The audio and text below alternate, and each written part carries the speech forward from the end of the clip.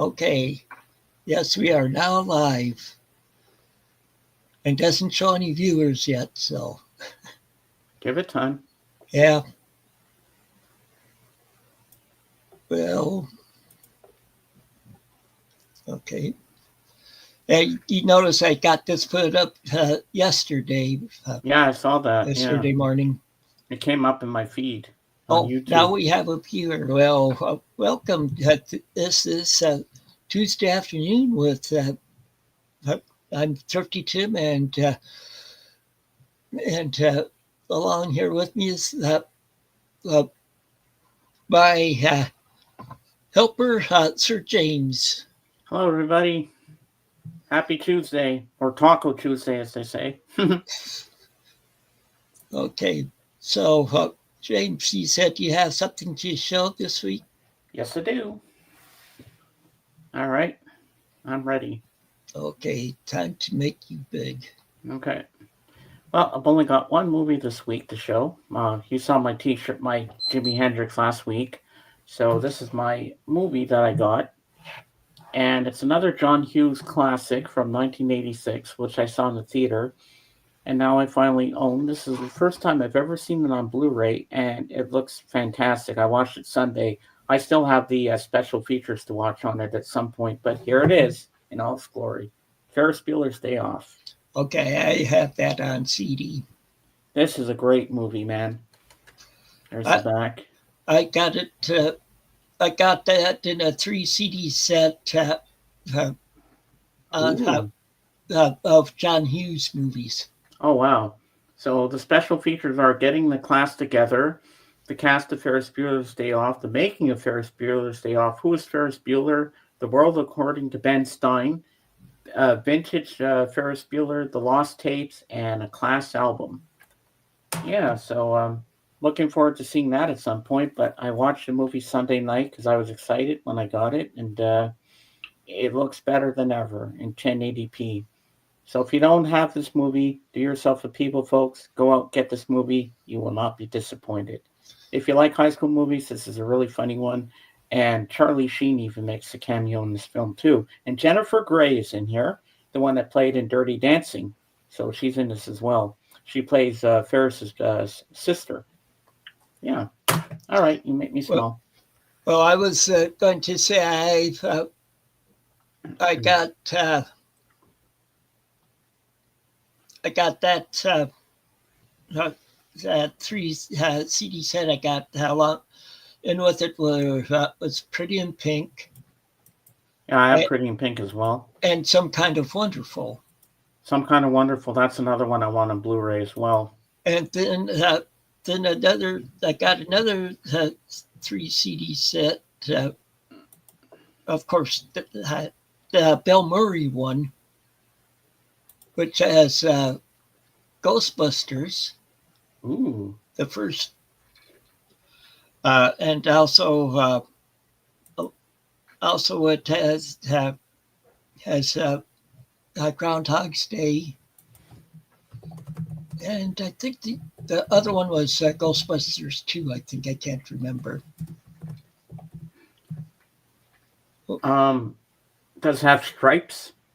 Oh yeah, Stripes was with it. Yeah, I love that movie. yeah. Well, I was in the Air Force when it came out, so And you I like when know. they do the cadence. There she was, just a walking down the street, Yep. singing do what diddy diddy Singing dum diddy do. the old Manfred Mann song. Yeah, I like when they're in the parade and they go into the alleyway, or was that Animal House? I can't remember which movie it was, but yeah, Animal House does that. I have Animal House on CD also. when John Belushi's crushing the beer cans on his forehead.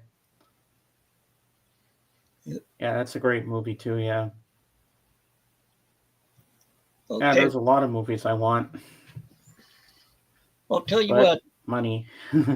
Like I told you, I just did pull out some albums today. Not as Ooh. many as last week. I'll uh, just a minute. I'll grab them and. All right, sounds good.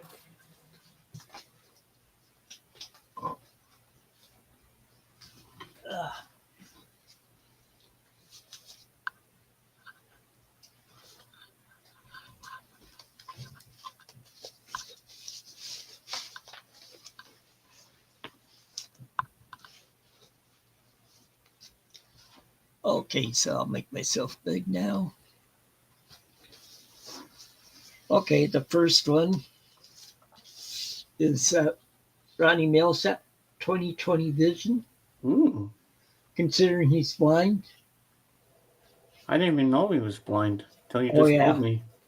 Wow. I'm just seeing. This one has the song "I'm Gonna Stand by My Woman" man on it. Hmm. This is from '76 on RCA. This one is a country artist. He didn't really have any hits. This is Steve Fromholtz, Ah. and he didn't have any hits. I had trouble finding any, and the name of it is "A Rumor in My Time." Hmm. I got for like a quarter or 10 cents at half price books. That's a bargain, as Doc would say. Yeah. Okay, Don Williams portrait. Hmm. Uh, When everybody was smoking cigarettes back in the day. of course, this is from 1979 Ah. on MCA Records. Uh, like he does "Love Me Over Again" on this one. Okay, here's one. It's so it was before, before he was acting in General Hospital. Rick Springfield. This was his first Ah. album. This is from the 1970s. I know it's on Wow. Capitol Records. I've heard Rick Springfield. He does a show on the 70s on 7 on Sirius XM. Yeah, my son listens to the 80s, but sometimes he'll put it on the 70s. But he had a hit. His first hit was on here, which is "Speak to the Sky." It's a gatefold, Ooh. Nice. and there's a back cover. There's another famous guy that was on General Hospital, but I can't think of his name. Uh, yeah, I, the you one know, that played Crisco on there. Can't remember his name. I do have his album though. Okay, here's some more classic country. This is Fred Fred Foley, Foley. and Calvin, where are you? it's on MCA from 1971. I'm just, like there's it's on Pinball Boogie on top of Old Smoky. I remember on the Dumb Ditties album, it's on top of spaghetti, all covered with cheese. Okay, and here's Jay and the Americans. Ooh, nice. This is Wax Museum. What's the big hit on that one? Well, I'll show you this first of all, the Ooh, gatefold, nice gatefold. the back, Ah. and a lot of these are just like covers, Okay. like they do. Do I Love You, Johnny Be Good, Lover's Question, Some Kind of Wonderful,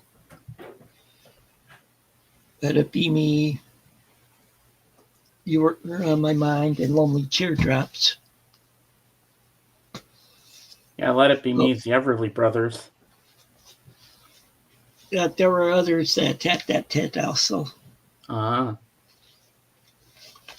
Trying to remember, this is from on United Artists Records from. This one's not saying. I think it's like 70 or something like that. So, oh, yep, I'm right. 1970, found it. I keep forgetting that United Artists used to do the year in Roman numerals.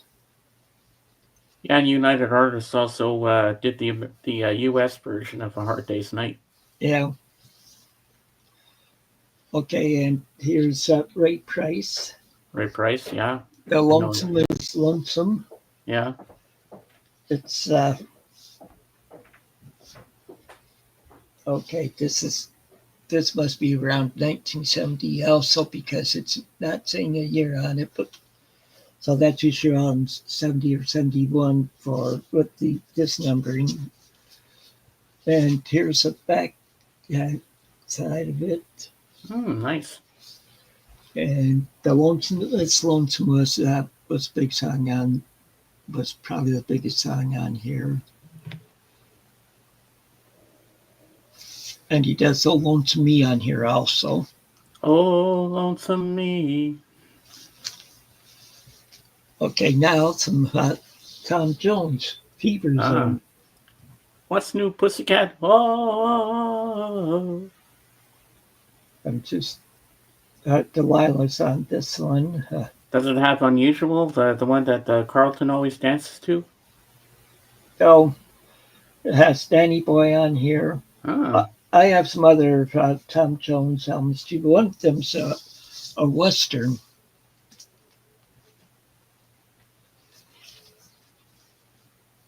Okay, the best of Delaney and Bonnie. I've heard of them. Yeah, you probably heard of Delaney and Bonnie and Friends. Yeah.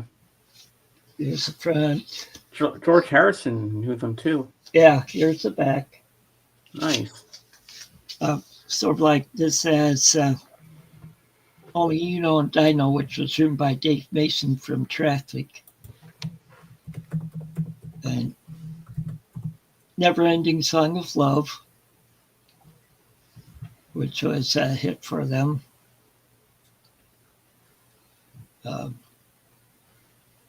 Come On in My Kitchen. Okay, and this is from 1972 on Atco Records. And let me see, is this showing who's that? Okay, I'm looking through these for people that's helping them out. Like Leon Russell. Oh, yeah, I know him.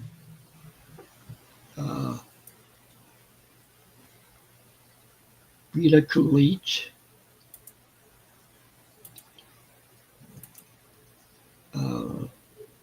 Eric Clapton. Dave Mason. Jim Gordon. Like there's two members of, if I remember, Jim Gordon was with in Traffic also. Mm-hmm. And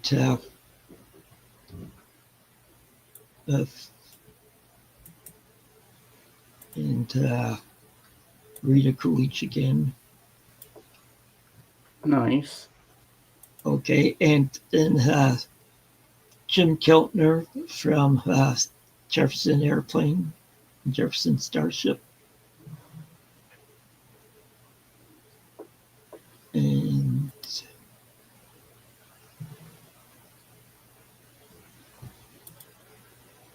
Dwayne Allman.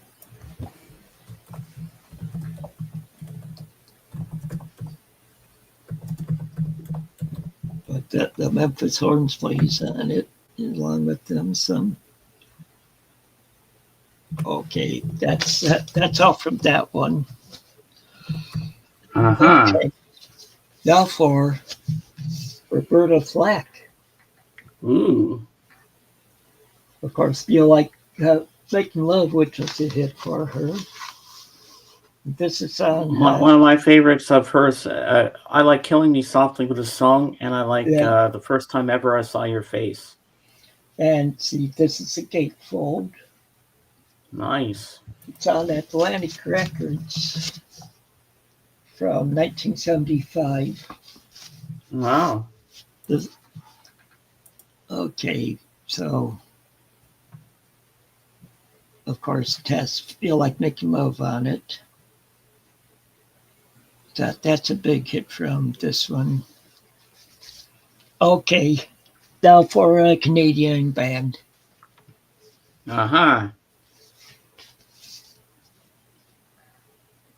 Ooh, I have around all their albums, not all wow. of them. Nice. I even have a solo Andy Bachman uh, solo It's nice album. to see the Bachman That's nice. boys. Yep. Of course, it has one of my favorite song by one of my favorite songs by them is on this one. Rock is my life and this is my song. Also has Roll On Down the Highway. You ain't seen nothing yet.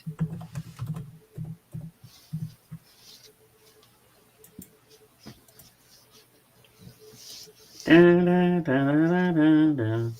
On the highway. Yeah. Uh, Oh, ho, of ho. That's a course, great album. Yes, I yep. have that one Elton too. John. Uh, this is Captain Fantastic and the Brown Dirt Cowboy. Gatefold. Here's the back. With that little weird character with the poop coming out his butt on the Yeah. back. That's a strange little thing. Well, so Yeah, that's one of the strangest Elton John albums covers I've ever seen. yeah. Hey, Jenny, welcome in. Oh, hi, Jenny. Okay, this Someone Saved My Life Tonight on it. Yeah, that's a great song. Yeah, Tim's showing off some great albums here. Okay, now here's one you like. And Pretty she in just Pain. Woohoo. of course, it's her, and so like it does have "If You Leave" on here by Orchestral Maneuvers in the Dark. And that's best note on here. Nice. Pretty in Pink is a great song. Yeah. Okay, here's the Grassroots, and this is the ABC collection. It's pretty much like a greatest hits collection. It has "Let's Live for Today," or I'll read all them off on side one. It has "Where Were You When I Needed You?" "Let's Live for Today," "Things I Should Have Said," "Midnight Confessions," "Bella Linda," "The Lovin' Things," "Here's Where You Belong," and "Lady Pleasure." That's side one. Side two has "The River is Wide," "Wait a Million Years," "Heaven Knows," "Baby Hold On," "Temptation Eyes," "Sooner or Later," "Two Divided by Love," and ends off with "A Little Bit of Love." Ah. And did you know that B-sides here, Jenny? Yeah, I saw. I noticed that she's up. I've been I've been subscribed to her for a number of Oh, years. okay. I didn't know you knew each other that well. Yeah, yeah. But she gets some good jams in the thrift stores too. Yeah, I've noticed that. Okay, All right, I'm ready for the next one. I'm excited. Little River Band had greatest hits. Little Yeah. River Band, yes. Yes, I saw them in concert. I saw them at Red Rocks. Does it have Reminiscing? Yeah, but I saw them at Red Rocks. It was in 1983. I saw them at Wow. I was stationed in Colorado Springs at the time, and Ah, Red Rocks is up by Denver, which is like an hour away yeah. from Colorado Springs, and another guy and I went and saw them, and but on here it has "It's a Long Way There," "Help Is on Its Way," "Reminiscing," "Man on Your Mind," "The Other Guy," "The Night Owls," "Lonesome Loser," Take It Easy on Me, Down on the Border, Happy Anniversary, Lady, and Cool Change. Nice. Gotta love the thrifts. I haven't found anything but CDs there lately, though. No vinyl. Yeah, I have so much now that I've gone digitizing them and trying to clear some out. And I know my best friend in Iowa said he's going to be sending me some more, another box full of Oh, wow. records. Okay, here we have Oh, Chicago. oh, Jorgensen can love that. And Chicago. and this one is Take Me Back to Chicago. It's a compilation album, but it has like Thunder and Lightning's on here, and I'm a Man, The Prelude to Little One and Little One, Take Me Back to Chicago, and Terry Truman are all on here. Funny, the name of the band is Chicago, and it has the song "Take Me Back to Chicago." Okay, the Holland Oates here. Ah, when they were still speaking to each other. Yeah, this is from the 70s. This is No Goodbyes. It's from,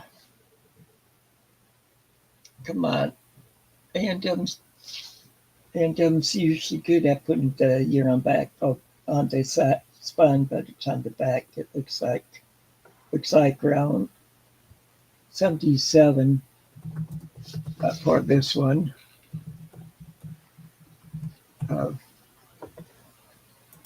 It just has She's Gone on it. Is that the one? She's gone, she's been gone so No. long. She's been gone so No, long. that's Chilliwack that does that. Oh, okay. That's I was a thinking Canadian of- band does that. Oh, Okay. James Taylor's brother, Livingston Taylor. It's I didn't even know he had a brother to begin with, and that he was a musician. he too. has more than one brother that's a musician, if I remember. Oh right. wow! Oh my See, God, he looks it's a lot like Art Garfunkel there. Yeah. And Wow. see, I grabbed it because I was interested in it, and it's not too bad. And speaking of Art Garfunkel, Aha! There we go. this is Garfunkel. Is that Bright Eyes? Well, I'll read the list down here. This is pretty much a greatest hits one. It has When a Man Loves a Woman, Breakaway, Bright Eyes, Ah, What a Wonderful World, All I Know, Scissors Cut, I Only Have Eyes for You, So Much in Love, 99 Miles from LA, 2nd Avenue, A Heart in New York, and I Hate Love. nice. Okay, and that Canadian band again. 4-wheel drive. Bachman Turner Overdrive. Yes, nice. And Is this a live April. album? No, it's a studio album. Oh, Here's the back. Back Nice. on here, we have, of course, 4-wheel drives on it. Hey You's on here. Those are the thing hits from it. And I'm not done with them just yet. Their first album is Bachman Turner Overdrive. This is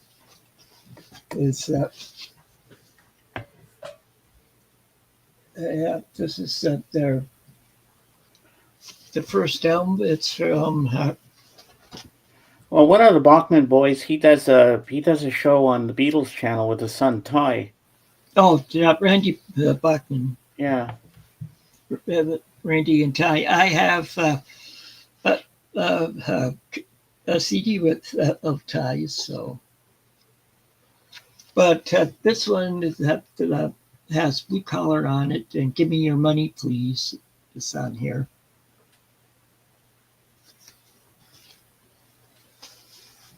Okay.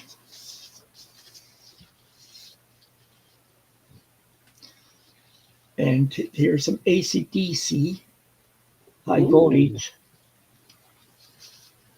Oh, And Kate would love that one. I saw them with Bon Scott,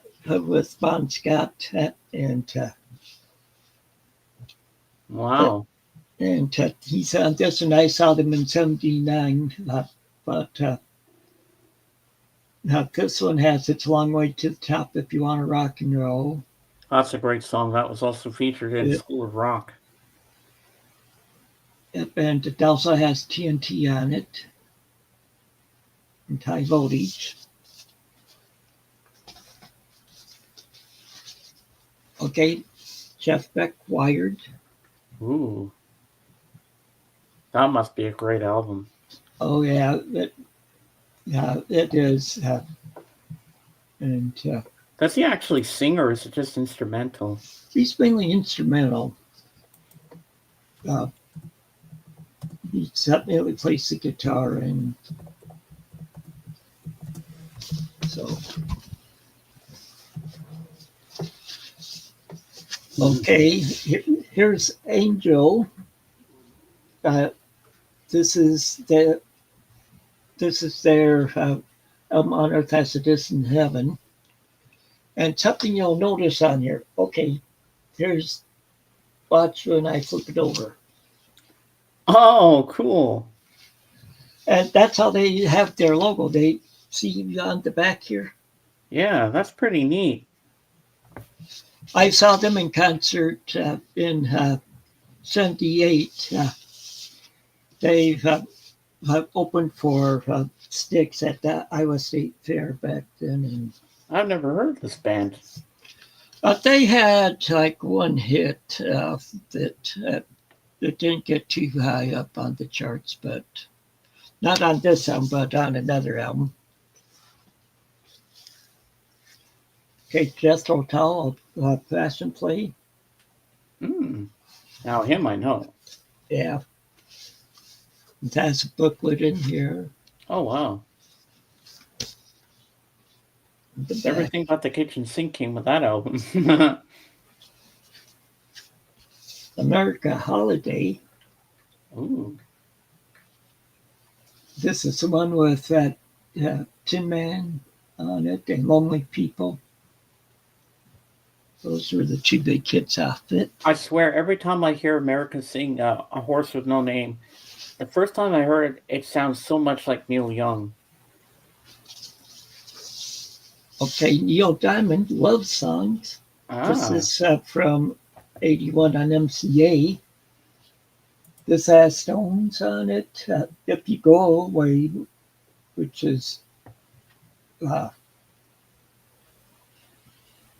both. He does cover of Both Sides Now. You know, the Joni Mitchell song. Play Me. Husbands and Wives. And The Grass Won't Pay No Mind is on here. And he finishes it off with the Leonard Cohen song, Suzanne. It's a good song. Okay. Ellen Reddy's Greatest Hits. Ah. Of course, it has. This is. Oh, I know that second song. I Don't Know How to Love Him. That's from Jesus Christ Superstar. Yep. You've probably heard most of the songs on here. The songs are I Am a Woman, I Don't Know How to Love Him, Leave Me Alone, Ruby Red Dress, Delta Dawn, You and Me Against the World, Angie Baby, Emotion, Keep on Singing, Peaceful, and Ain't No Way to Treat a Lady. All those songs are hits. I have most of her albums too, so. And the last one I have to show that those I pulled, the best of B.J. Thomas. But this is of his Christian ones. This is from 1980 on Word Records. See, in the late '70s, he switched over from from Maine, from the pop to singing Christian music. That's cool. So, Jenny, have you come across any good stuff lately from the thrift stores? I don't know if she's still here. It's also we still have one viewer anyway. Yeah, because I think she's at school grading papers and stuff and Oh, doing art but yeah, she does some great art. She sends me pictures on Facebook of it and all that, and okay. yeah. Well, you got quite a collection. Have you listened? When do you find time to listen to all these things? Remember, I don't work. Oh yeah, that's true. Neither do I. I should get cracking at some point and listen to some of my albums. Yeah, But I always get distracted by other things. like your movies Yeah. or the Beatles channel. Oh yeah. Oh, she's still here. Just listening. No, not much. Now from the thrifts lately, got some VHS tapes. So yeah, I'm surprised you can still get a lot of VHS tapes. And Jenny, I bet they always have that generic movie on VHS everywhere. Titanic. The one with the DiCaprio and Winslet there. Every time you go into a thrift store, VHS, they always have Titanic everywhere.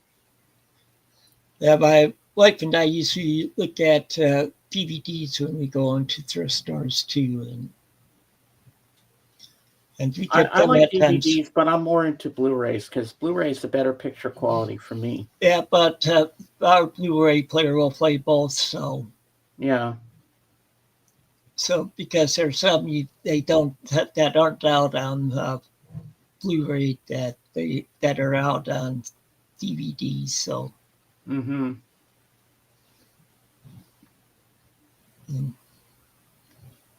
So, but I'm trying to think of what I was going to say now. Yeah, but yeah, I've been binging shows on through my Roku, of course. Like I told you about Coroner, Yeah. which was a British show like for 4 seasons.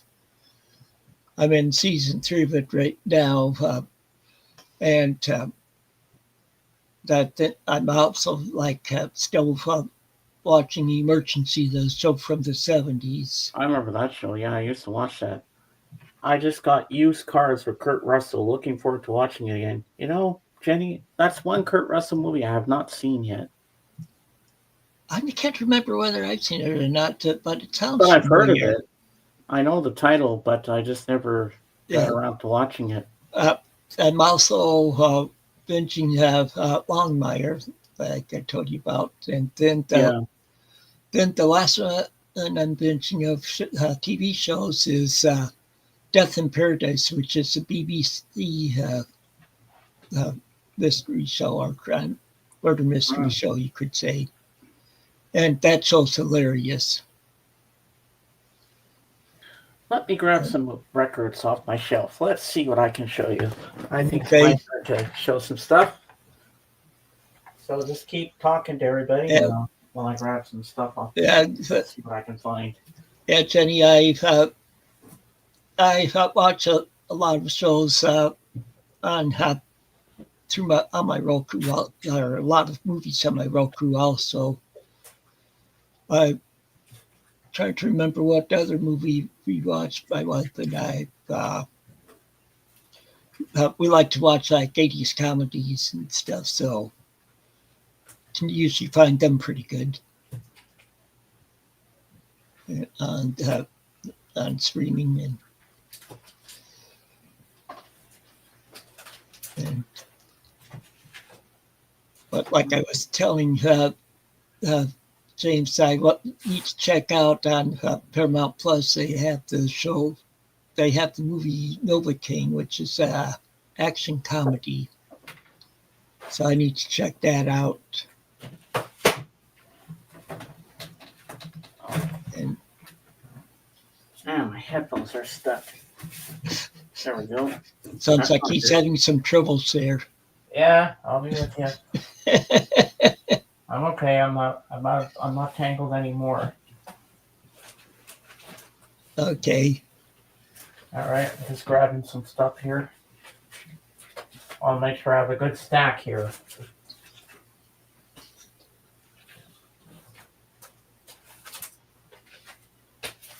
Okay. How is that, Jenny? I know James is Fairmount Plus also. I've seen advertisements, but I wasn't sure whether. Okay, it's good. Okay.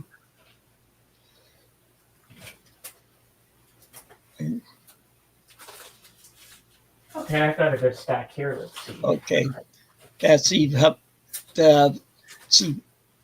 with me the two premium channels I pay for is Paramount Plus and BritBox, and because we have our internet with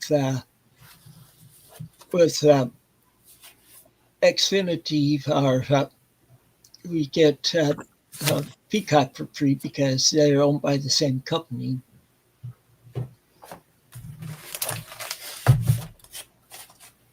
Hold on. Okay, Pierce Bronson and Telemiran both in it. Okay. And they're both good actors. Stupid chair.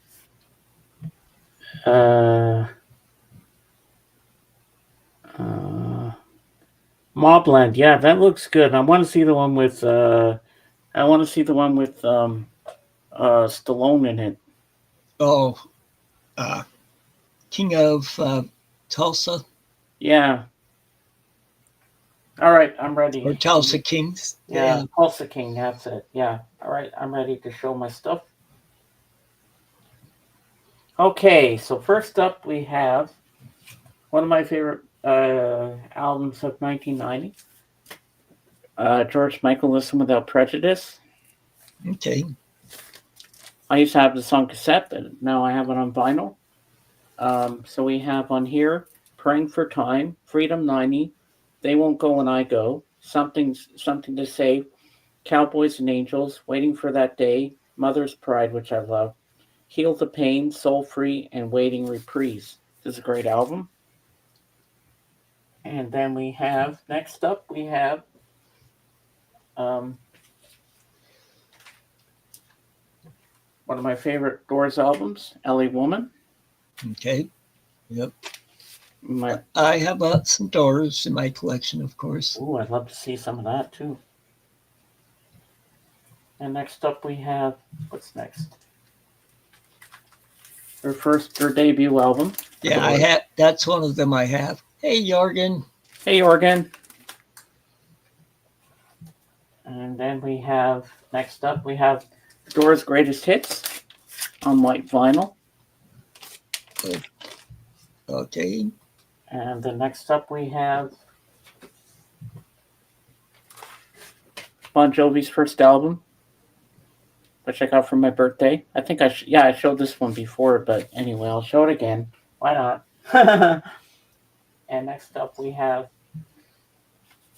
Al Martino, My Cherie. Okay, Jorgen, there's a link. So here's the songs on it. What Now, My Love, Crying in a Chapel, I'll Never Find Another You, Fascination, and Till.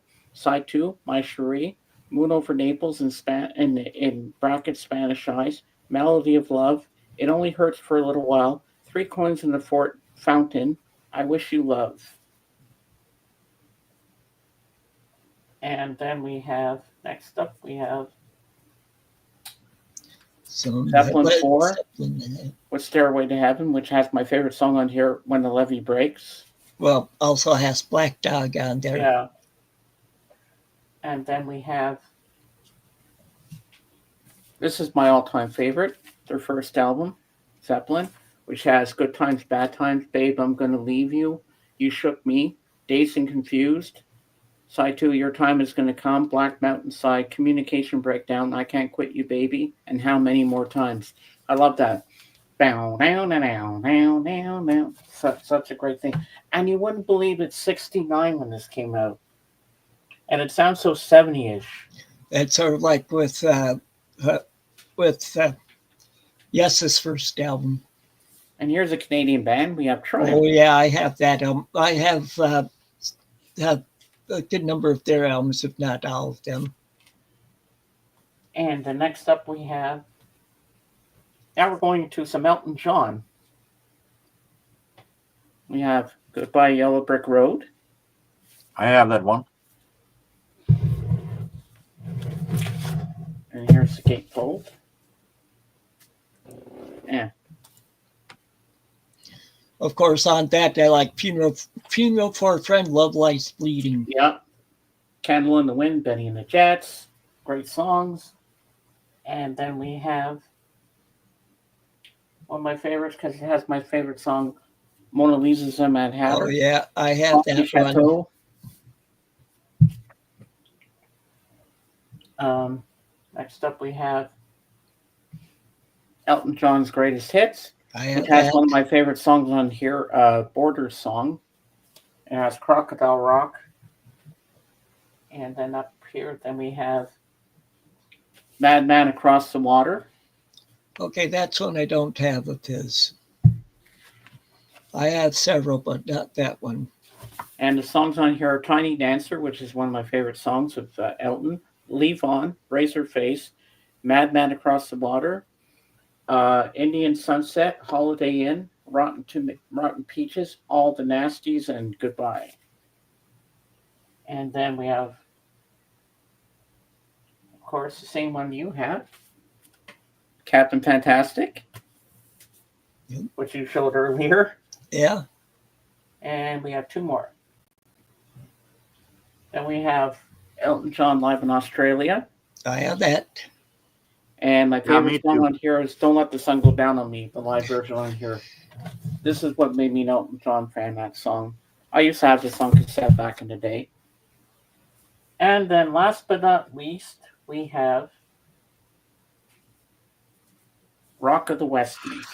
And I have that one. Yeah. All right. That's what has one of his disco songs on it.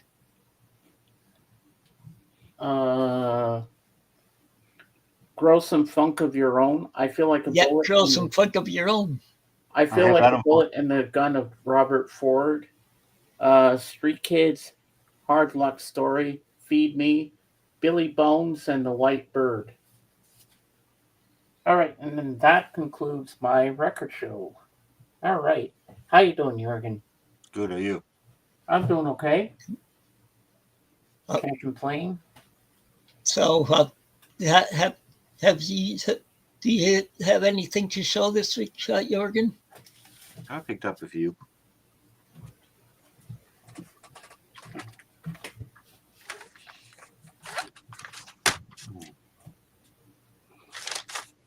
That means making me.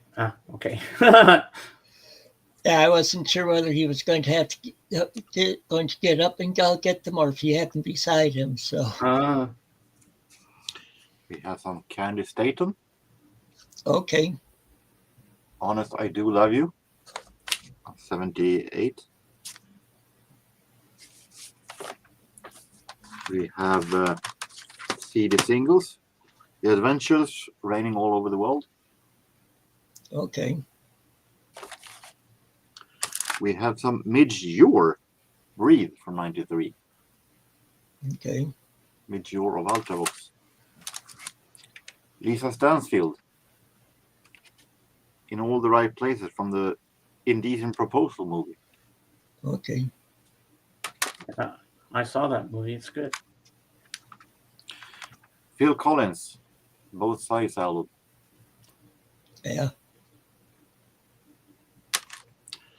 And this one I hesitate a little bit because it lack of a proper front sleeve. But I don't have this album and I felt like since David Bowie albums are so expensive these days, and until I get a proper copy, I felt like for $1 I could buy a CD. Yeah, they've been so expensive ever since he died.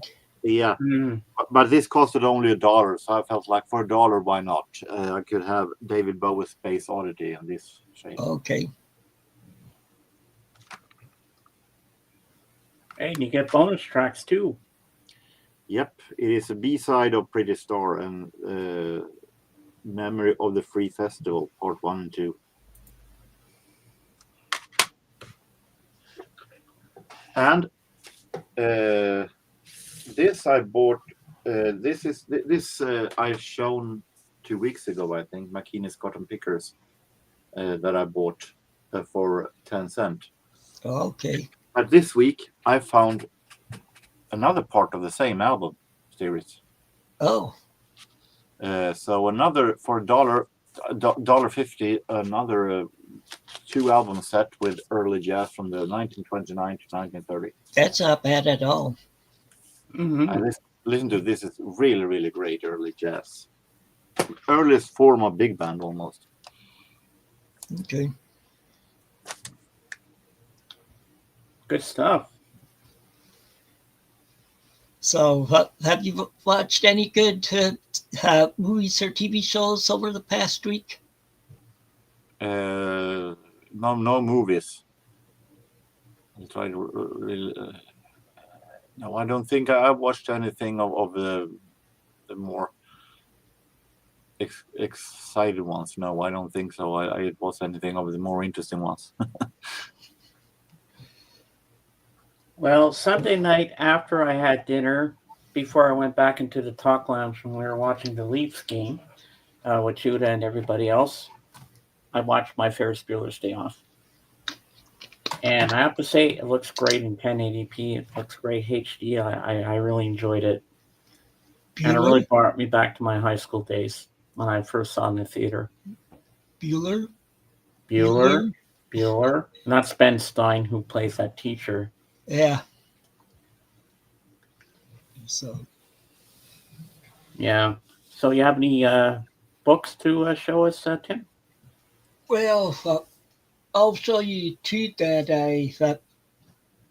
Wait, so that's not it. There's 2 that I picked up at going through some antique malls back on Saturday. I'll show you them, and then I'll show you what I'm reading. All right. First one is for $1. I found this one. To Kill a Mockingbird. Oh, bless you.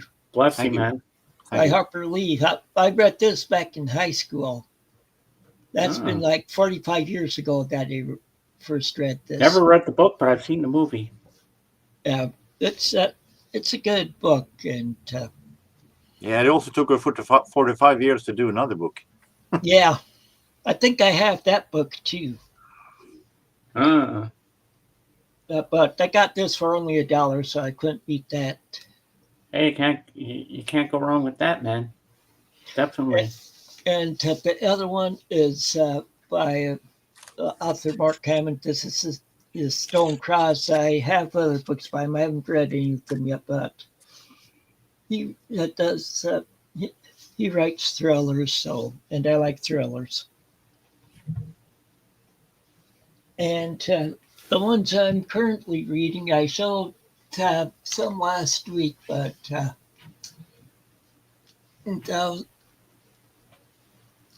like this one I showed last week. This is The Winds of War, but I remember which was made into a miniseries back in like the late 70s, early 80s, and I'm over 200 pages in on here now, but it has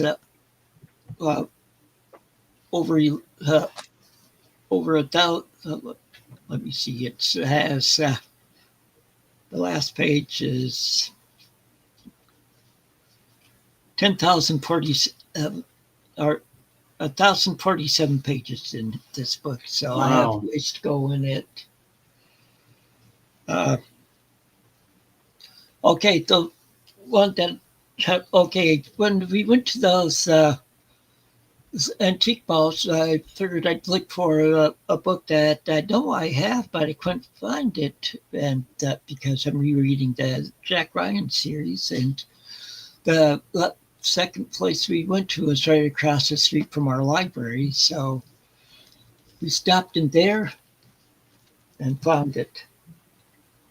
The Carnival Ah, of the Kremlin by Tom Clancy. This is the third book in the Jack Ryan series.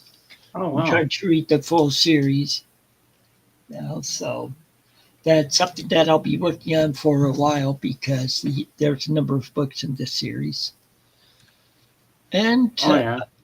then I'm over 150 pages long in this book, The Russian by Ben Coles, where it's a former Navy SEAL where the government hires him to go after the Russian mafia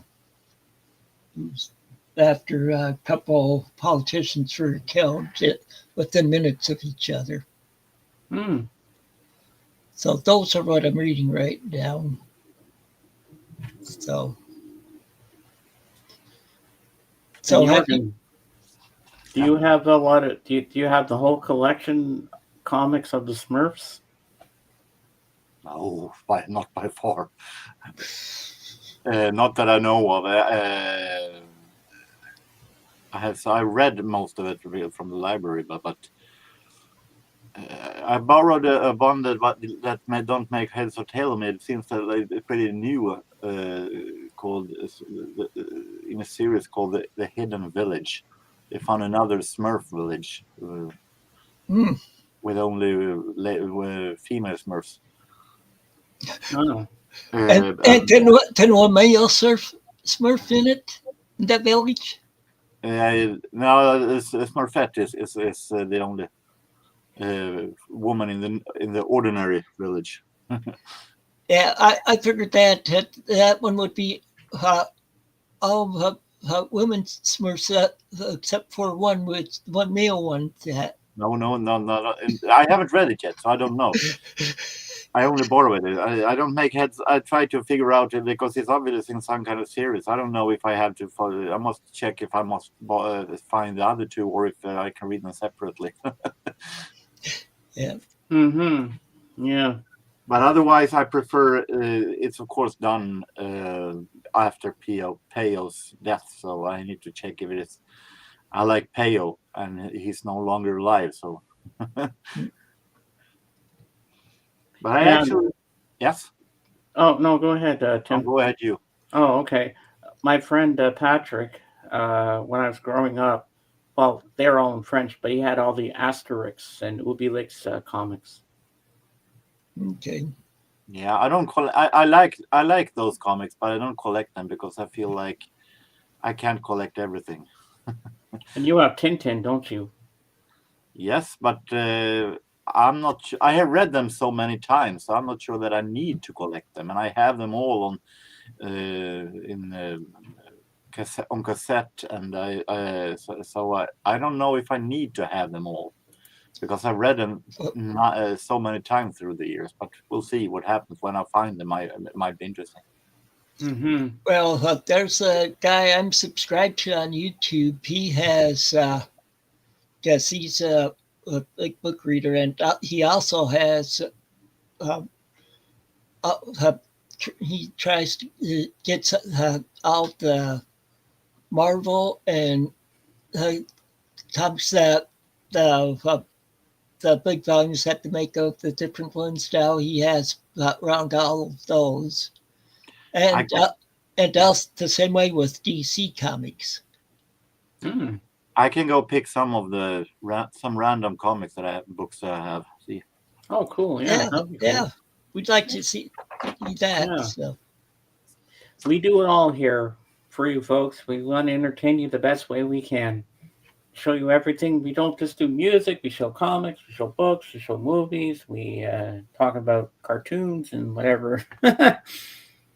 We try to bring the best to you as we can provide. Yeah, I know. I know Jenny would agree with me with some since I know she's here in the U.S., um, I don't know whether they have the VTV Tunes channel or not down there, if they get it or not, because she'd probably like a lot of the cartoons on that, Yeah. with all the old cartoons. Yeah. Well, the best part about watching the Flintstones now, no commercials. Yeah. Because I have them all on Blu-ray and I can watch them over and over again as much as I want to. My favorite episode in season 1 is the 3rd episode, the swimming pool, where Fred and Barney share the swimming pool. And the first time they go in it, they run into their caves and they put on their bathing suits. They come running out, jump off their diving boards on each end, and they smash into each other and go down. Are you going to do that with get all the Scooby-Doo ones? Actually, my friend who used to live with us, my sister's boyfriend's son, he has the whole Scooby-Doo collection. But I thought it was a longer series when I used to watch it on TV as a kid, but there's not that much. Yeah, they of the original series but they did a lot of the spin-offs from it and stuff. Yeah. Oh, she's been watching Popeye the Sailor the other day. Oh, okay. Oh, wow. How do you watch on TV at the same time as you're painting a room? Unless she has a TV in the room or on the she's laptop. painting around the TV. Yeah, but it can't be that much been done. She's painting around the TV. And then she's singing on Popeye the Sailor Man. This is the book I was talking about that I borrowed in the library. Ooh. Okay. Oh, there's a new Smurfette. Yeah, so his village with where it's all females. Oh, wow. That looks interesting. If I understand, if I read it correctly, the intro, it seems like this is on a show also. A TV show. So I have no idea what this is, but I will see. Look at it. And then we have randomly I picked out, of course, Star Wars. Ah.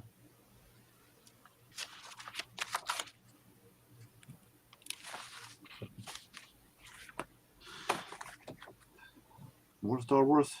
Wow. Oh. Return of the Jedi. Oh, cool. We have Tintin and the Sea of Sharks. Mm-hmm. Okay. After the movie that has nothing to do with Hergé.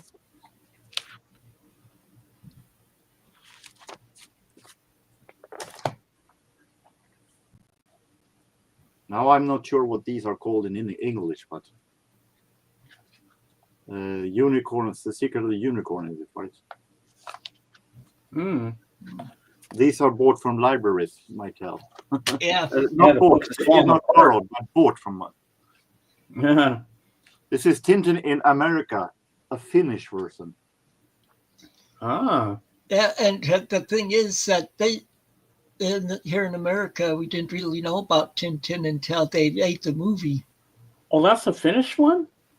Yeah, and I can't read one damn bit. I don't understand one bit about it, but I keep it because it's a fun thing to have. Oh, keep that out for Sunday. We can show it to Alice. The Golden Crab. This is the one where Captain Haddock and Tintin meet each other. Ah. We have Jewels of Castafiore. Mm-hmm.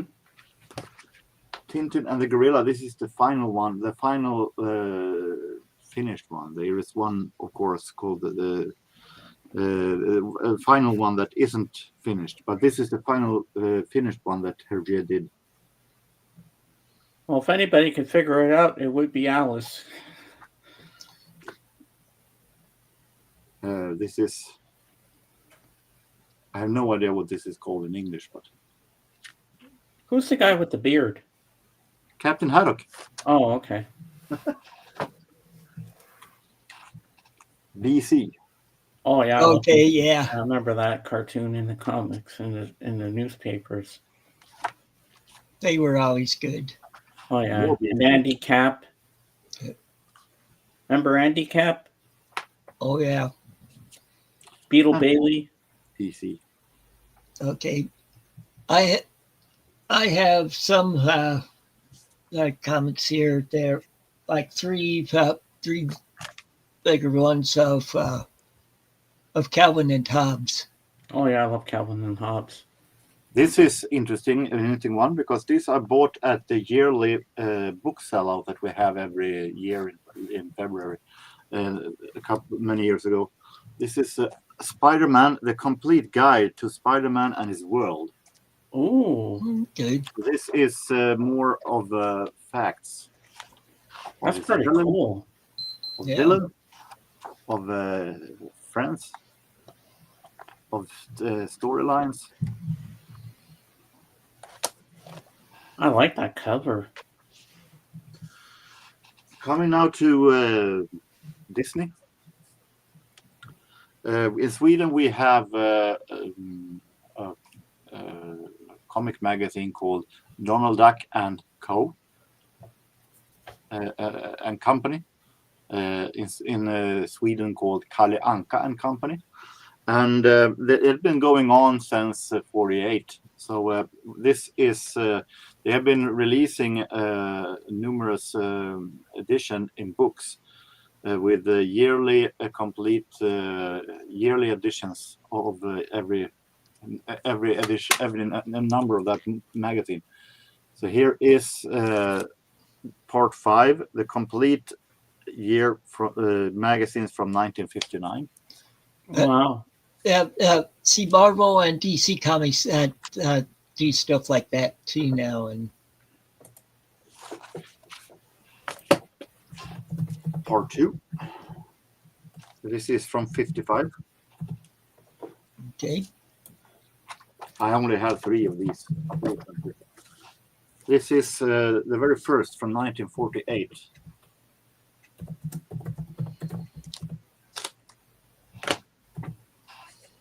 My favorite, Don Rosa.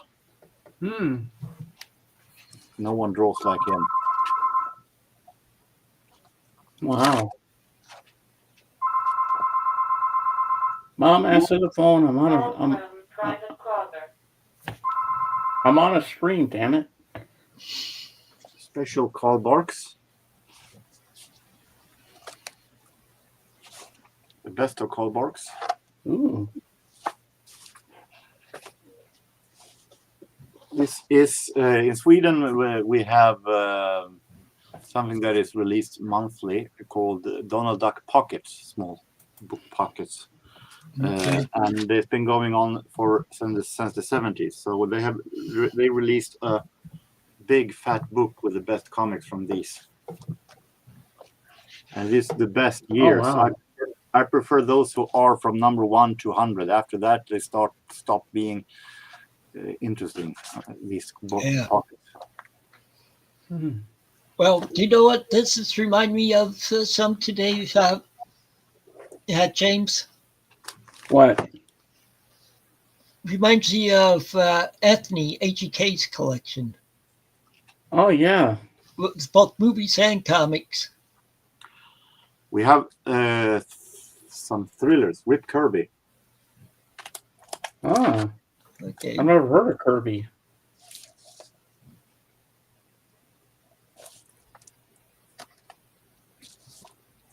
We have Blix Gordon. Okay. Is that Flash Gordon? Probably. Yeah, Flash Gordon. Sorry, Flash Gordon in your world. Yeah, Flash Gordon. Yeah. Carrie Drake. Must be a private eye detective. Yep. With a name like that, you could tell. Ooh. So some examples of comic books that I have. Nice. Nice stuff you got Okay. there. I can do an album review that I forgot to tell in your stream, James. Okay, go for it. Okay. Because I recently listened to an album that I've shown a couple of times before. I said I got for free, but now I got the time to listen to it, and it's Abbey Road. Okay. Oh, Good album. And it is. this is the first time I listened to a complete Beatles album. Believe it or not. I say it's a good album, definitely a good album. It is give me a whole new look at the compositions of Lennon McCartney, and it is a bit more experimental, but doing it with style, not too fuzzy or that you don't understand. But it is experimental, but it still makes sense. And there are two last songs that I didn't get into. Oh Darling was a little too proggy for my taste. I Want You, She's So Heavy wasn't my taste either. Oh, that's a great song. I love that. Bow, bow, bow, bow, bow, bow, bow, bow, bow. I love that abrupt ending. But there were some songs in the end that I like. Golden Slumbers, Carry That Weight, and it was more sounding 70s style. Actually, it was a little what seemed to come, what will be coming later on, and with Paul McCartney and Wings. It felt like. So it was a bit of a 70s sounding almost. So complete overall, I think it's a good album. I'm not going to be a Beatles fan or something like that, but this one will stay in the collection. It's a good one, and I give it 3 out of 5. Nice. Okay. Yeah, not everybody's big Beatles fans. I have some of their albums, but of course, the bands I'm really into are like I have, of course, the Moody Blues. I have several Chicago albums. Yeah, I'm going to confess those bands I listen to, of course, more. Yeah. And I have a lot more with. But I never said I hated the Beatles. Only that some of the songs that I have a hard time listening to. But it's not. I'm not a 60s pop fan because I wasn't.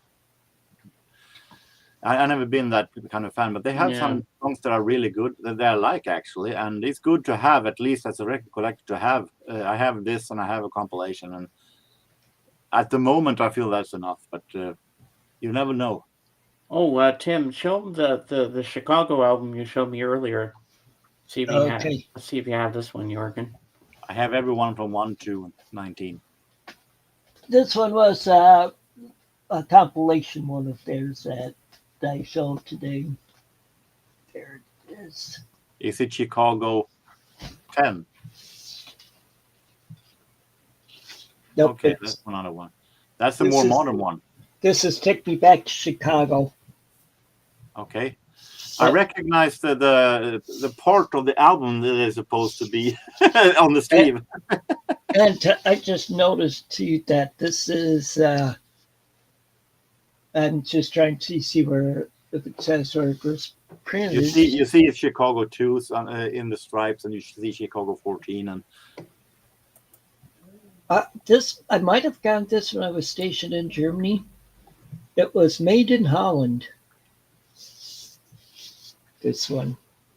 Okay, I don't have that one, but I have when it comes to compilations, I usually say that I make an exception from Chicago 10 because that is a part of the Chicago numbering, so I need to have it to have it complete. But normally I prefer compilations that are more complete. Well, Chicago 10's not a compilation. It's Chicago 9. Chicago 9, sorry. That is correct. But I need to have that one because it is, if I'm going to have the complete number series, I need to have it, unfortunately. Yeah. But normally I prefer compilations that are more complete because Chicago did some much great in the end also. So when it comes to Chicago, I have somewhere CD in the back there that is more from the beginning to late 80s that is more complete. I suppose that this compilation isn't. It ends in the 70s or stuff like that, I guess. Yeah. Well, this compilation, it's from I think it's the late 70s. Yeah.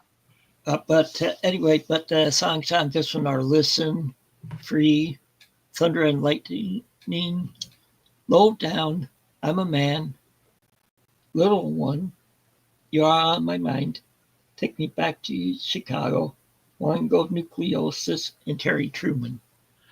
Because when it comes to compilations, if you buy an early compilation, then you have to buy all the compilations to get the rest of the songs comparisons further in the future. Because you can't have with the same songs 9 compilations with the same songs, but with some additions on newer songs. It's better to buy a complete compilation from the beginning, in my opinion. Yeah. So, but I have most of their stuff through what is it? I have 1 to 19. I think I have, and I have of course also the box set. Yeah, I have the one through. I have it through like 98, 99, something like that. I can't remember though. The last one I have is I only have it on CD.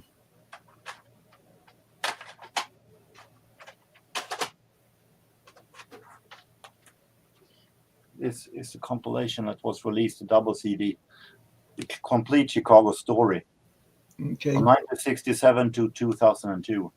I feel like that is the real compilation that I need. Of course, I have a compilation of ballads also. Of course, the box set that I have of theirs is Chicago at Carnegie Hall.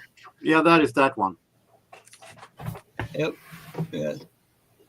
Mm-hmm. I have that, and even the gigantic poster that's probably would take up more than a full wall in this room. Yeah, it is in that box set also. I had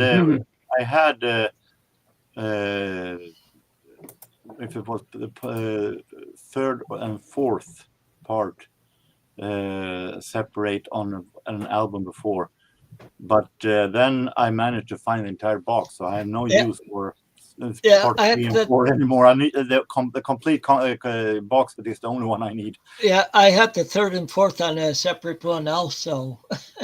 So that one I'm going to call away. So yeah. Mm-hmm. The box set Sounds is fun. And the box set only costed me $2.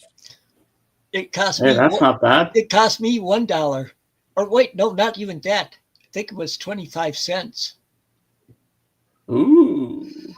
Because it's got it at a record store up in Madison, Wisconsin, and I was there with another guy, and we stopped by there, and they were having a special going on with their $1 albums, or if you got 5 more albums, you got them for like a quarter a piece.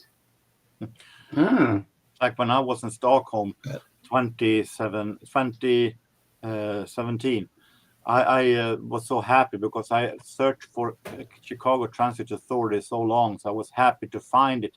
I paid $10 for it, and I was so damn happy to finally have it. The year after, when I went to Stockholm to another store, I saw it in the dollar bin for $1. Yep, that's about how it seems it goes. I felt like, okay, I guess for $10, I said to myself that my version costed me $10. It must be in better shape than the one for $1. Yeah. Oh, definitely. If it's a buck, you don't know what you're getting. But it was the irony of destiny. So after I finished the stream on Sunday, did you go to Doc's? Yep. And what was he up to? Did he show anything new? It was the normal quartet there. Oh yeah. Paul, Tim, Jeff, and Doc. Also, Paul was on there. Yeah, he's there very often right now nowadays. Tie-dye. No. Fit to be tie-dye, yeah. Oh, it tie-dye. Okay. No, it was a normal stream. Oh, yeah. Okay. They Mobile Brad. They made an IA movie for me and the gorilla, and I will. I have downloaded the entire stream, so I will cut that part out when they're done. Oh yeah, I want to see that. I saw it. It was Peter Bothroyd who did that for all of us, but I will cut that out and make a movie out of that only. That'll be cool. Try to put it out on Facebook.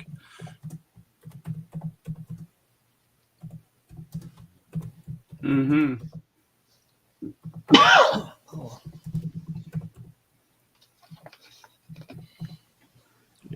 So, any of those other books that you...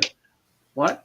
Yeah. Any of those other books you have, Tim, do you think they should make another Jack Ryan movie? Yeah.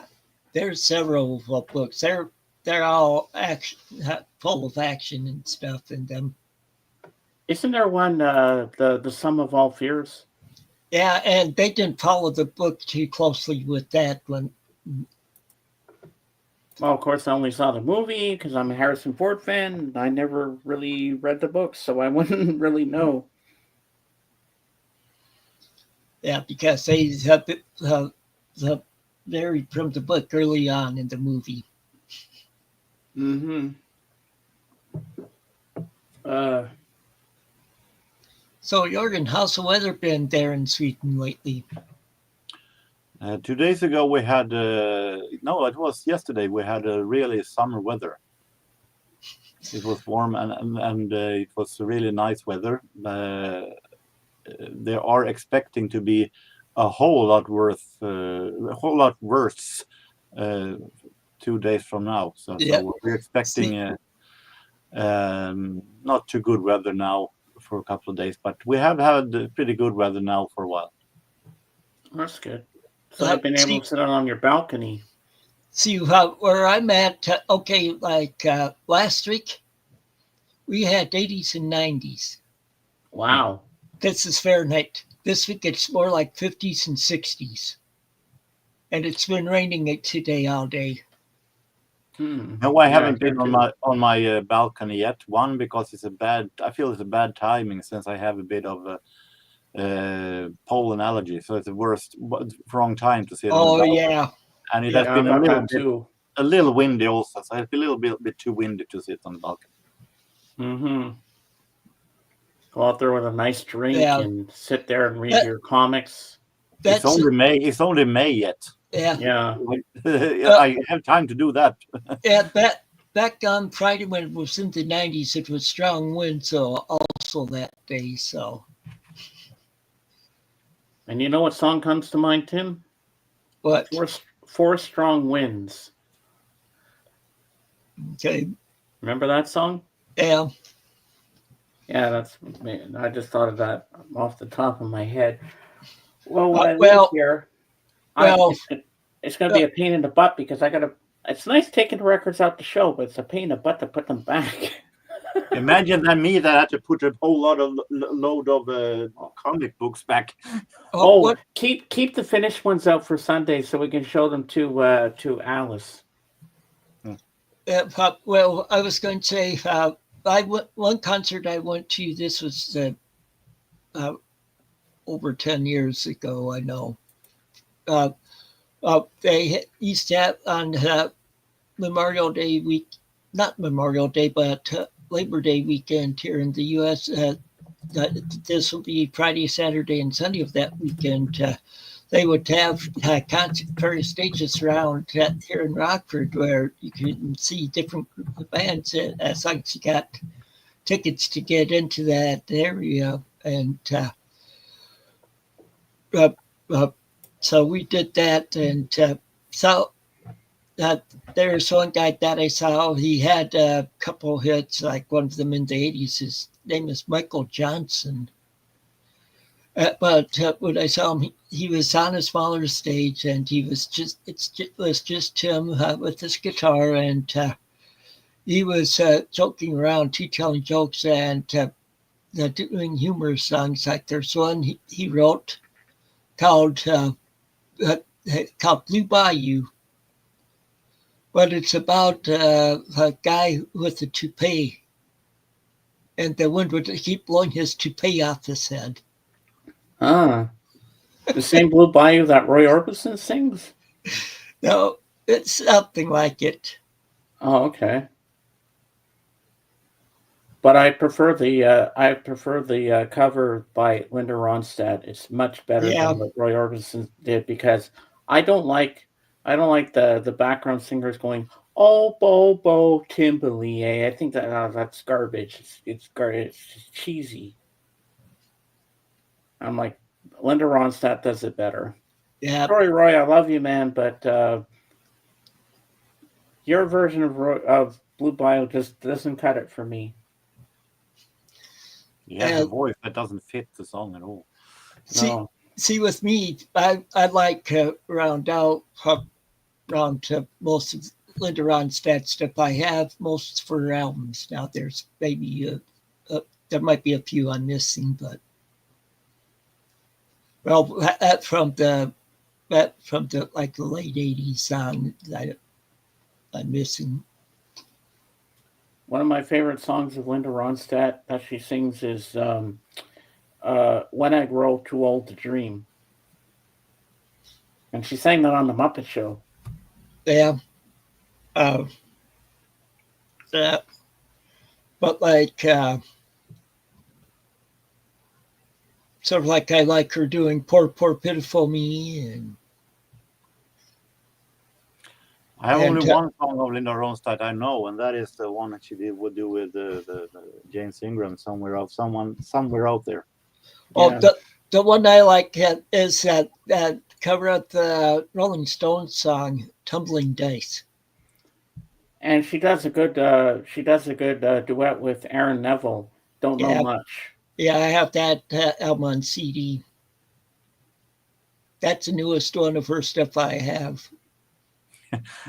I every time I hear Aaron Neville, I think of he was in WWF. He was in SummerSlam '93 to sing the American national anthem, and I have that one on VHS with Swedish commentators. Oh. And they are definitely they had no idea who he was. And his singing style, he sings like, oh, and they would think, one of them said, does he make fun of the American national anthem?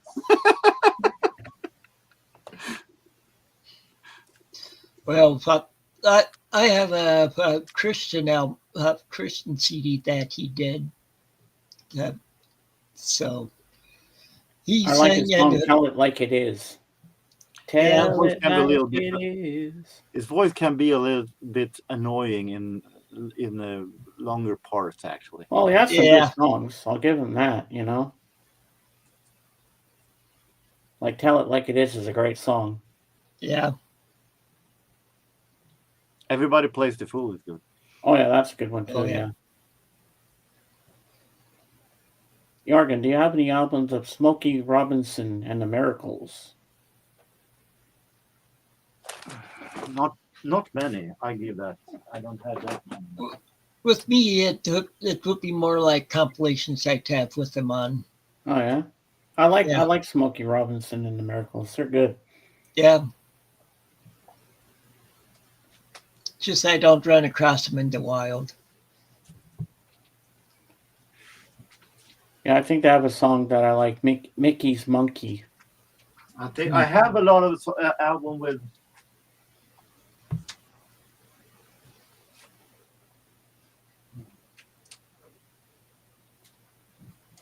Tell it like it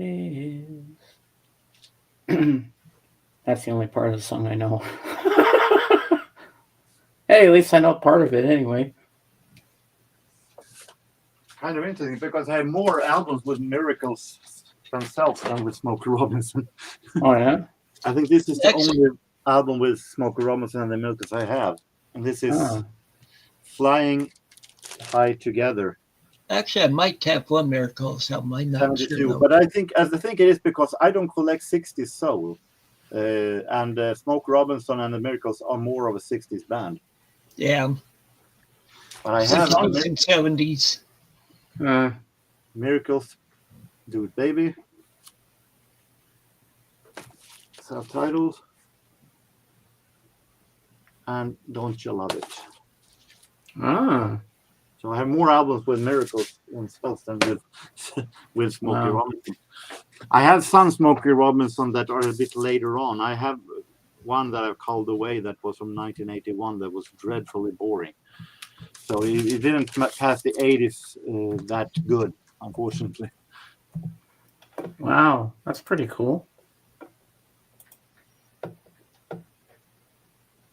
But you got to give it to him because I remember, if I'm not wrong, he refused to accept a Hall of Fame introduction if the Miracles wasn't inducted with him. Yeah, Mhm. you have to give him credit for that. Uh-huh. Of course, anymore, the Rock and Roll Hall of Fame is a joke. Depeche Mode is inducted, and I don't care about anything else. And I'm happy Joe Cocker got in finally. Well, sort of Which like he should have been in there years ago. the way Cheap Trick got in there was because a lot of us would sign petitions. A lot of us from the Rockford area. Ah. They'd have them at all the record stores in town, and I see no reason why you should have a Hall of Fame for rock and roll. Who's going to? I don't see anybody bragging with it in hey, this band is labeled Rock and Roll Hall of Fame because many of them are big enough anyway of their own. I mean, when you see a WWE superstar, they say the WWE Hall of Famer. When we see a music, you don't see the Rock and Roll Hall of Famer, Deep Purple. You don't see that. mm-hmm. Mhm. But there are so many rap artists that have been put into the Rock and Roll Hall of Fame, and yet there's so many groups, great groups, that are not in it yet. Yeah, but they have their age limit. What is it, 25 years, 30 years before they can get inducted? Yeah, but we're saying like big artists from the 60s, 70s, and 80s. Yeah, but the rap artists are starting to approach that age limit now. So Yeah. Mm-hmm. And they feel, of course, like many other media things, that the younger things you have, the more you can attract younger viewers and younger audience. So they got to have it, unfortunately, those younger artists that as young as they can get with the limit they have. So, Tim, did you see the Eurovision Song Contest on the weekend? No, I didn't watch it. I can't even remember which site it's on. I can stream it. I didn't even know it was. I think it's on. It was on YouTube. I think it's on Peacock. Yeah, it was on YouTube as well because I watched it in a friend's Discord server, and they replayed. And I was thinking of you, Jorgen. And all the audience was singing Waterloo. How does it feel since you won the war? And they were playing. I'm going to confess now that I haven't watched a piece of garbage since 2000 because I think that before that it was an amazing contest with different music, with kind of easy listening Schlager style, that great ballads. They have real orchestra. They sang in the national languages, because it made it a whole lot more interesting when you hear them singing in their language, instead of everybody singing in like now having 9 million quarterfinals, and then you have a pre-taped recording. They having a huge show, singing in English. It sounds like every commercial radio station there is today. There's nothing that stands out from the music that makes overall today. So I haven't watched a piece of garbage since then. But as I'm a part of a Facebook group that where we do charts of new songs, I'm bound to hear them every now and then. The songs. Wow. Yeah, I like it when they have original songs, sort of like ABBA did. Yeah. Then they had they were singing in English back then, because in the 70s they had for some reason but they have at least a real orchestra. Yeah. Not today, and today it's more like a Eurovision show contest, not a song contest. The biggest show number they have is the best. But I had one song that I've heard actually that's good, and that was San Marino with Gabby Ponte. That one was good, but I heard that before, way before the Eurovision. And anymore, with the way a lot of them dress with so little on and stuff anymore for stuff like that. And well, I saw a guy dressed in scantily clad clothes on the Eurovision this past Saturday, and he looked like Tim Curry in Rocky Horror Picture Show. On this weird looking wig, and I was like, oh my god. But the interesting thing is, if you listen to our Swedish national finals that we're starting already in February, releasing who will be on. Then we have 9 different part finals, including a real final. And then we prepare for the big Eurovision, and then we spend the rest of the year listening to these songs over and over again in radio stations until next year. Then we have a new. I feel like I'm shooting on the moon now, so I don't have to hear them. It was in the 80s when we had 2 finals, the Swedish ones, and we had the Eurovision. That was quite enough. Yep. Well, with what James said about that then being held with the way they were, reminded me of that scene from Armed and Dangerous, where they go into the sex shop because some guys are chasing them. Oh yeah, I remember that. And they come out to like John Candy looking with that long blonde hair like a woman and dress and stuff, and Eugene Levy and like cat leathers and stuff. Are they still doing the American Song Contests? I have no idea what that. This was a movie that I'm talking about. Because they have, if I'm not wrong, they made one American version of it. Yeah, there's so many of these music contests. It's all rigged. Money. It's like, oh, vote for me. I'll give you lots of cash if you make me win the whole damn thing. No, they are people who phone in. Yeah. And the interesting thing is, it's a Eurovision Song Contest, and why the hell, just because they pay money to the EBU, what are Australia doing there? What is Israel doing there? They're not part of Europe. Oh, I remember. They figured they have to do that because to compete with the U.S.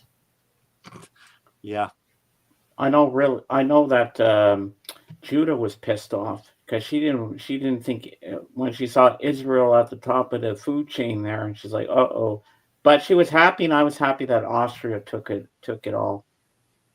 I haven't heard the song. I bet I will one of these days, but I am not. It's a good song, actually. I don't understand what he's talking about in the song, but hey, it still sounds nice. You don't have to understand the language because music is universal. It's still beautiful to hear it anyway. I heard that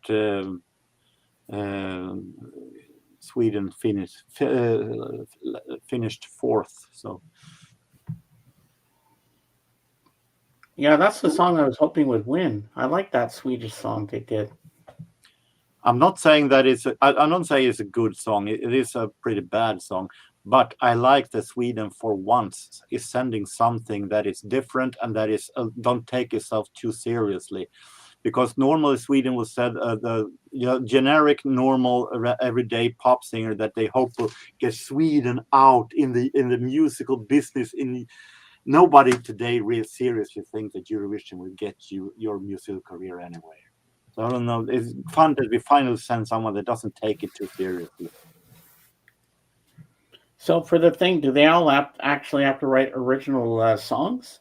Yep, no covers. Oh my God! And it must be. It can't be over 3 minutes long.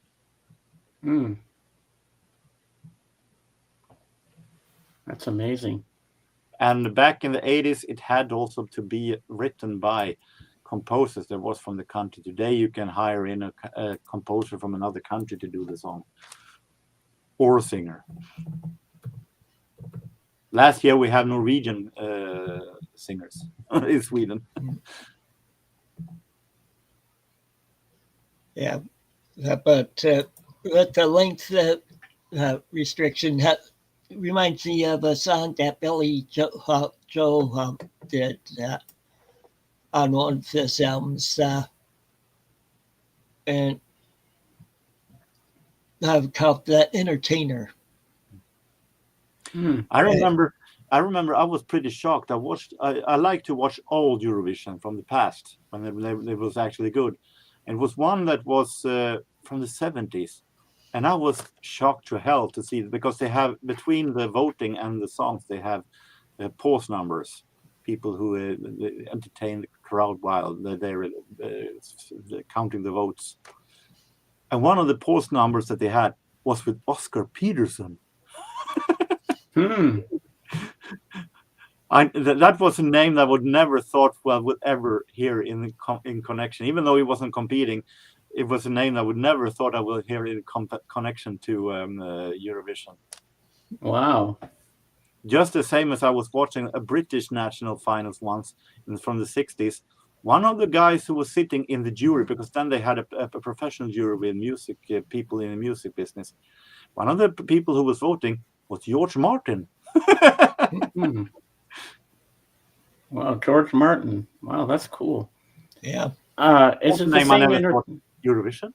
Yeah. Is it the same entertainer I'm thinking about from the Sting? Da da da da da da da da da da da da da da da. That one? What, you're asking me? Yeah.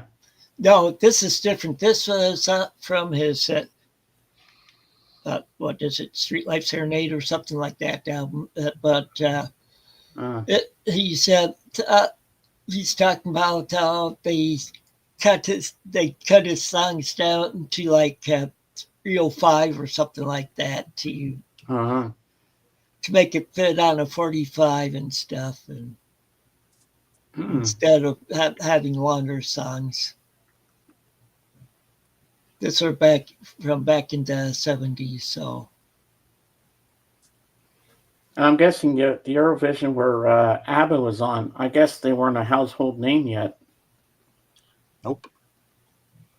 They didn't become a household name, to be honest, until Dancing Queen. Yeah. Even though, of course, Waterloo pushed them a bit further, but yeah, they had several hits between Waterloo and Dancing Queen also. Yeah, they had, but they didn't reach outside of the Nordic countries. Well, I grew up with ABBA music, and I love it still. Dancing Queen reached #1 in USA, and it became a real shocker that a Swedish band went so far. And the rest is history. That's from their album Arrival, which has my other favorite song on there, My Love, My Life. Well, yeah. I know you like the Arrival. You mean you don't like the one with Super Trooper on it? Yeah, Super Trooper. That's a good one. Yeah, I like that album too. Summer Night City is my favorite. I like Eagle. Yeah, I like Summer Eagles, good Night one. City. Dun, dun, dun, dun, dun, Yeah. dun. Eagles, good.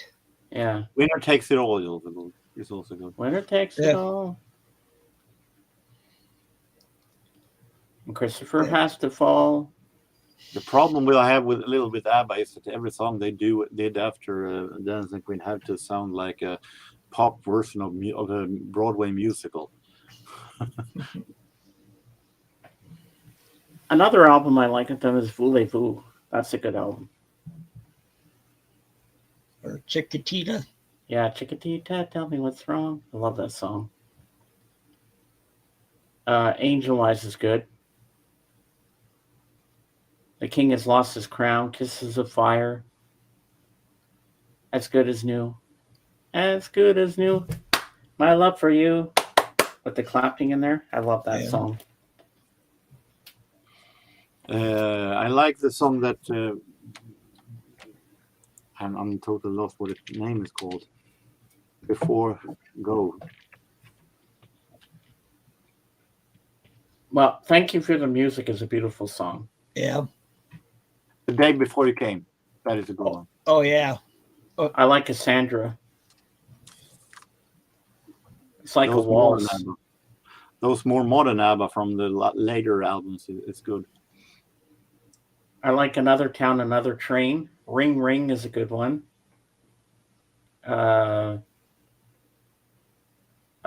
Nina Pretty Ballerina. What's the other one there? He Ain't Heavy, He's Your Brother. He ain't heavy, he's your brother. People Need Love. That's another good one. That is a little bit cheesy. I think it is a cheesy song. I like that song. People need love. People need money. That is from the first album that wasn't people outside of Sweden didn't recognize until after Dancing Queen.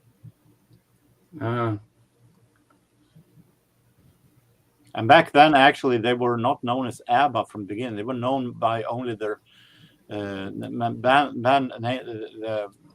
namers' first names. They were called Agneta, Björn, Benny, and Annefrid. They were called then. They haven't been initials yet then. The only song title I don't like that's kind of cheesy is Bang a Boomerang. I like that one. Yeah, so do I. It's not bad, but it's kind of a weird title. Bang a boomerang. And I can say that song was written originally and was participating in the Swedish finals for the Eurovision Song Contest the year after Waterloo. Really? But it was sung then by a group called Svenne och Lotta. And then it became an instant hit. So then ABBA took it because they have written it, but they didn't perform it. Then they took it and put it on their album, singing them by themselves after it became a hit. With Svenne and Lotta. So it wasn't made by ABBA from the beginning. And it was sung in Swedish then. One song they should have done in Eurovision was Ring Ring. I love that song. They did. They did in Eurovision? Not in Eurovision, because it finished third in Swedish finals. So it was in the contest, but they didn't reach the Eurovision. But it was in the Swedish national finals. Yeah, I like a lot of their earlier stuff. So, but I also like Super Trooper. That's probably one of my favorite songs of theirs. It is a good one. It's no doubt about it. Super Trooper is okay. I like on that album too, Our Last Summer, Andante. Oh, Andante. I think that one is cheesy as hell.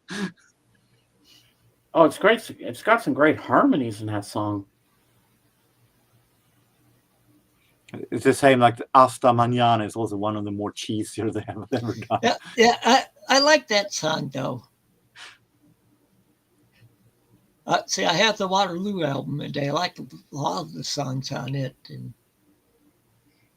they have an instrumental song on the self-titled that is called Intermezzo 1, that is instrumental. That one is really, really good. Okay. Mm-hmm.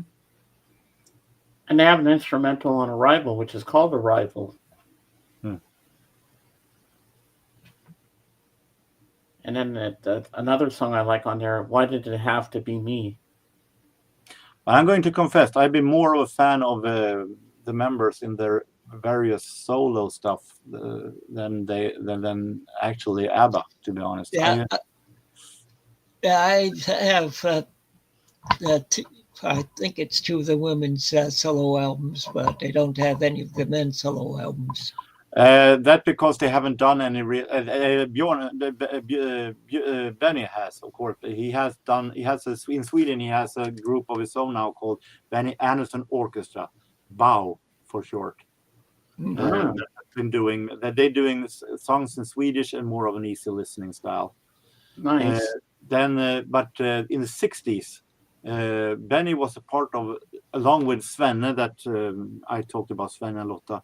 He was a part of a group called Hepstars that did the 60s rock, while Bjorn was a part of more of a singer-songwriter vocal group called Hootenanny Singers. Okay. While in the 60s, Agneta and Anne-Frid had their various solo careers that I thought was amazing good. I mean, Agneta Fält's 60s songs are filled with this, is sentimental and they're filled with tragedy, and they are really, really amazing, and charming and cute. Yeah, I have Frida's solo album that was produced by Phil Collins. Yeah, that is after ABBA. I'm talking about before ABBA. And I like them after also. I like what is it, Agnetha or whatever? I have a solo album of hers also. I assume that is Wrap Your Arms Around Me, or? I think that might be it.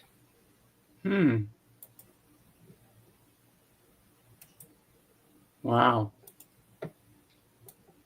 Lots of great albums.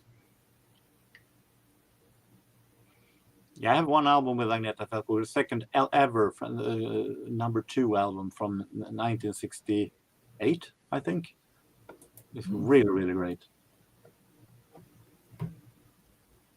Yeah, and I've seen a documentary how ABBA got together and everything. It was an interesting documentary.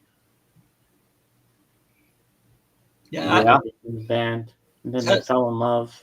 Well, what I like to watch at times, like behind the music. Like I know you can watch some older episodes on YouTube, and then that Paramount Plus has some on it also because they brought it back. Mm-hmm. Which used to be a show on VH1. Where they'll talk about the history of the group and stuff. Yeah.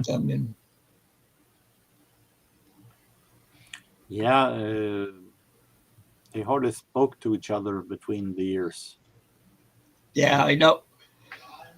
Yeah, I know that before they broke. Exception of Bjorn and Benny, of course, because they made musicals together. Yeah. Well, even before they broke up, they weren't getting along the greatest. I know that. Yeah, and they had that feud with their manager, Stickan Andersson. They had a huge feud. The interesting thing is, if you heard the song of Edelweiss, Bring Me Edelweiss, a song, hit single from 1989, that was a huge hit here in Europe. They have been borrowing sample for the melody from SOS.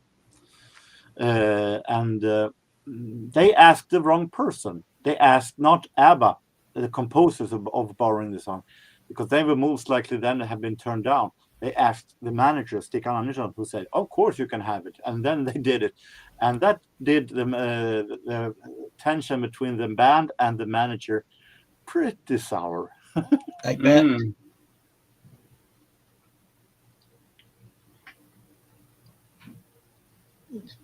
Yep, and then they just fell apart.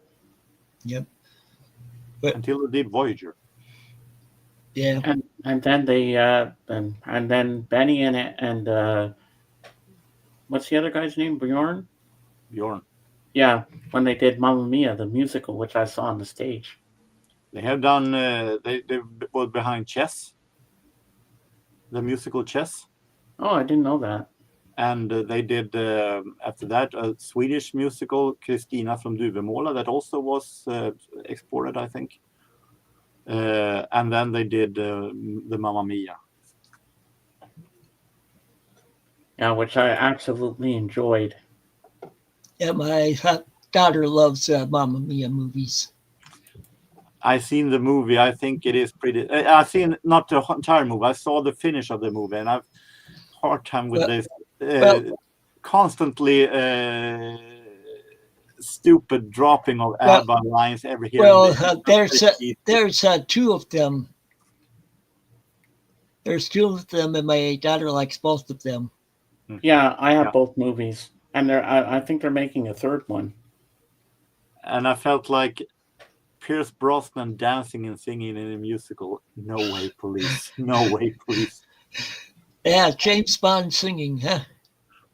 My name is Bond. James Bond, and I'm in an ABBA movie. No, the little part I saw of Mamma Mia was quite enough. I felt it was way too cheesy for my taste. Well, if you saw the stage musical, it will blow your mind, because it blew my mind. And then after the show's over, the spotlight comes on to you in the audience, and they come on the stage and they get you up dancing and singing with them. I feel like you have to be more ABBA fan than I am in order to actually enjoy it. I think they've done some great songs, no doubt, but you have to be more ABBA fan than me to enjoy Mamma Mia, in my opinion. I mean, my sister and I went with my dad and my nephew. My nephew was small; he didn't really like it that much. But my sister and I were dancing. We were singing Waterloo. We were singing along to the songs and everything. And the one playing the mother there, she was like she was like clapping her hands and she was pointing to all of us. And I seriously don't hope that they're thinking of a third part. What's the use? What's more can they? And they want to throw Sabrina Carpenter into the mix. Oh. Don't do it, Sabrina. It's not worth it. Well, the rain's coming down pretty good right now. Here. But of course, if they do, I'm a completist. I'm going to collect it in my movie collection. You know, if I have the first two, gotta have the third. I just feel that they have milked it in two movies. They have taken the greatest hits. What more can they have? They start digging in the album tracks or something like that. How can they make another success of this story a third time? I mean, it's one thing that they managed to do it with the Saw movies and with the other movies that can do part 9 and 10, but I don't think that it will work with ABBA songs. I think that they have done to stop it right there. You've done it. Don't blow it. Oh, but I love the opening scene in part 2 when you see her mother there and she sings Kiss the Teacher. When I Kissed the Teacher. Yeah, When I Kissed the Teacher. I love that scene. But actually, there's a scene when they do Dancing Queen in the first movie. In the first Mamma Mia movie, they actually did all jump into the lake. At the end, when it ends, they all jump off, woo! And they jump into the water. That was a really good scene. And how they used the use of the song Does Your Mother Know? And Lay All Your Love on Me. That was a great song. That is a great song, definitely. That's one of my the better songs. Well, the song up there I like is Summer Night City. That's a good one. It's my favorite ABBA song, no doubt. That's different. That's pretty much my favorite ABBA song, also. And I also like Under Attack. That's a good song. It's a good song, but that's from the later part that when they lean more towards the new wave era. But I really, really like the song Cassandra. There's something about that song I can't put my finger on why I like it so much, but I do. And every time when I heard in the second Mamma Mia, Here We Go Again, when Meryl Streep comes back as a ghost and she's singing to her daughter, My Love, My Life, I was bawling my eyes out in the theater. I was sobbing. It was such a beautiful scene. So emotional. And even when Cher sang with Antonio, with I forget who was playing the other guy, Fernando, when she was singing Fernando with him, that made me cry too. Because Fernando fades out, but it had a nice beautiful ending to it, and I cried there too. And I can also then to have a little back information that both Fernando and SOS from the beginning were made as solo songs for in Swedish for the girls. For SOS was originally a Swedish song with Agneta, and Fernando is in Swedish solo song by Anne-Frid that they turned into an ABBA song afterwards. Mm-hmm. Another song that's cool on the Arrival album is "I Am the Tiger." I am. What if I meet you? What if I eat you? I am the tiger, tiger, tiger. That's how it goes. I'm serious. I'm not kidding. I thought "I Am the Tiger" was Survivor. No, that's "I Am the." That's "I the Tiger." Different song. Yeah, I love ABBA. I love talking about ABBA. Well, see, you don't always have to like all the songs, but hey, if I'm an ABBA fan, I love it. well, they have seen that ABBA's sold around as many records as the Beatles. Mm-hmm. And last night, my sister turned on the TV, and guess what movie was playing? Mamma Mia 2. Here we go again. And it was just at the ending.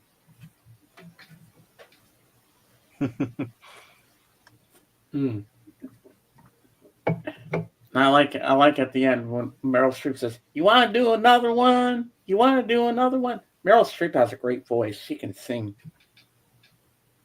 And I like when she sings "The Winner Takes It All." And she did a really good job. There are some actors who shouldn't be in musicals. Pierce Brosnan is one. The other one I remember is when Madonna's Evita soundtrack came out. Madonna did a really good job in that film. Madonna, no doubt about it. But why Antonio Banderas? He can sing. He's got a great voice. And why do they have Jimmy Nail in a musical? I mean, he can't sing either. But there's one song I do like that Meryl Streep does. Meryl Streep's actually a singer too, and Amanda Seyfried, who played the daughter in there, she has a great voice. No, I don't deny or I'm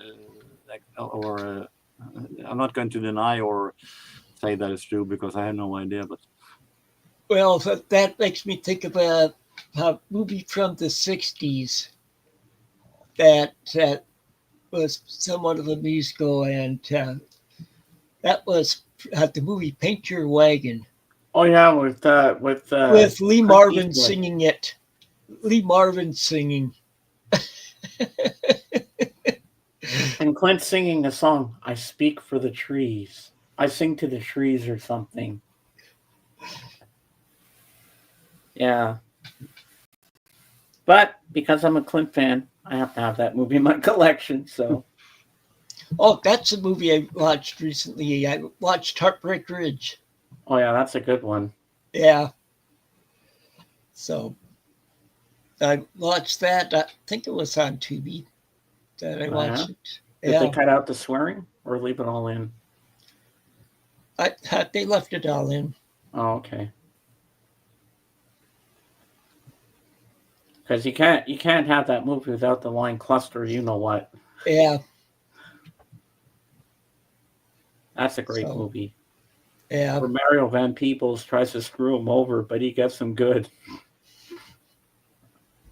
That's a great movie. Whoa, we're an hour and 59 minutes in. Yeah, geez, we're having a good time talking. I'm about ready to finish it. I'm just letting it go to the 2-hour point. And yeah. Well, we had a great stream today. This is fun. Yeah.